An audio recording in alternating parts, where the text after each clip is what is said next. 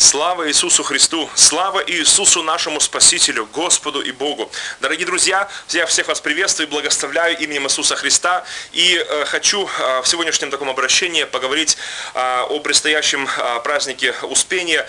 Дорогие друзья, пожалуйста, если вы традиционно православные или католики, и вы молитесь Богородице, пожалуйста, не молитесь ей. Пожалуйста, молитесь Господу Иисусу, не умершему кому-то, но живому посреднику, ходатаю Нового Завета, и живому нашему Господу и Спасителю.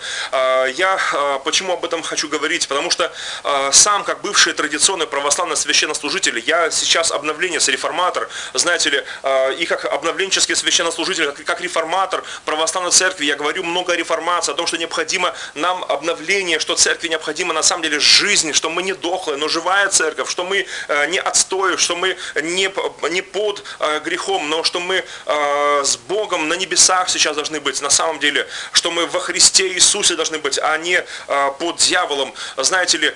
И я был сам когда-то священником традиционной православной церкви, я был священнослужителем, и больше того, с 1988 года, кто знает мою историю, я об этом часто рассказываю в церквях, вот, и в сетях выступая, я говорю, я делюсь этим, потому что я хочу прославить моего Спасителя Иисуса Христа, и этим свидетельством я хочу еще раз просто ударить в голову дьяволу и прославить моего Спасителя Иисуса. И я бывший священник традиционной православной русской церкви.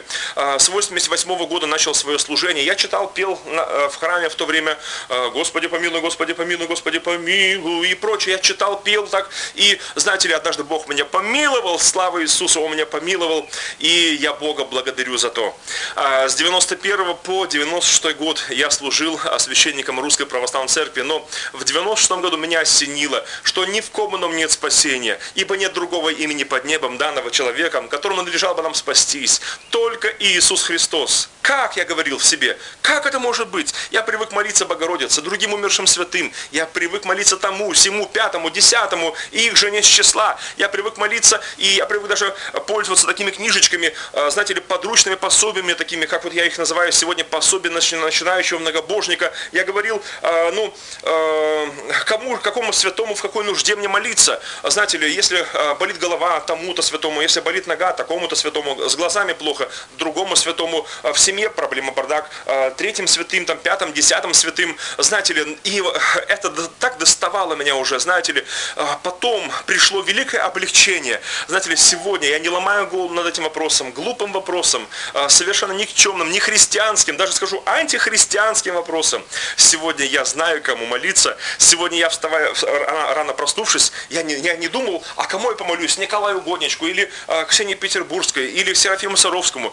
Нет, но. Я уже давно так не думаю. Я просыпаюсь, я сразу говорю: Господь, я благодарю Тебя. Иисус, я знаю, что ни в ком ином нет спасения, ибо нет другого имени под небом, данного человеком, которым надлежало бы нам спастись. Только Иисус Христос.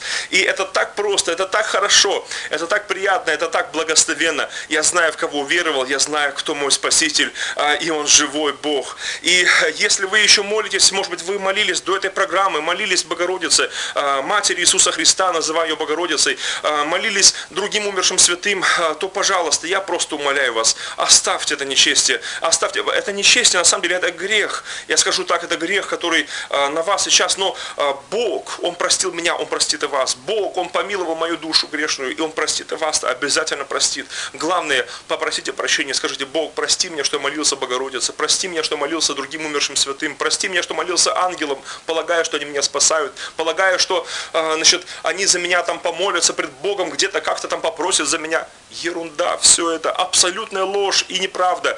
Знаете ли, пора снимать эти религиозную лапшу эту с наших ушей, пора на самом деле распрощаться с этой ложью и сказать нет, категорически христианское нет, знаете ли, этой религиозной ложной пропаганде, потому что на самом деле, знаете ли, это мракобесие религиозное, оно до сих пор, к сожалению, заполоняет умы и сердца миллионов наших сограждан. Но, господа, не должно так быть. Должно Иисусу Христу всю славу воздавать, и должно Ему поклоняться, Ему служить. И Богу да будет вся слава и хвала. Я Бога благодарю и благословляю всех вас, дорогие друзья, во имя Отца и Сына и Святого Духа. Аминь. Пусть Бог благословит вас, дорогие друзья.